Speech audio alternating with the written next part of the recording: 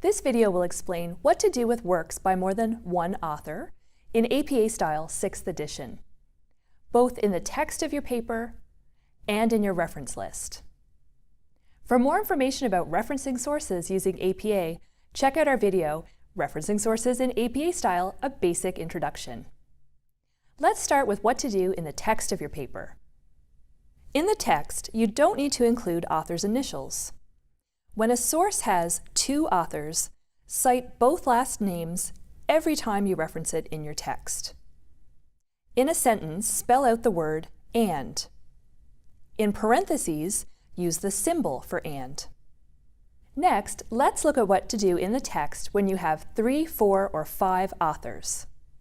The first time you cite sources with 3 to 5 authors, you include all the last names, just like how we cited 2 authors. After that, when you cite the same source again, you can use the abbreviation et al., which is Latin for "and others." The big difference is when you have 6 or more authors. When you have 6 or more authors, you can use et al. Every time you cite the source in your text.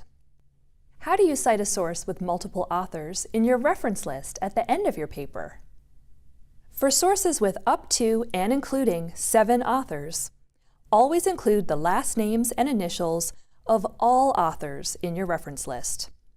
Each author's last name is entered first, followed by their initials. Authors' names are separated by commas. The symbol for "and" should be used. But if you have 8 or more authors, you only write out the names of the first 6 authors. Then, insert an ellipses after the name of the 6th author. An ellipses is 3 dots. Then list the last author. Do not use et al.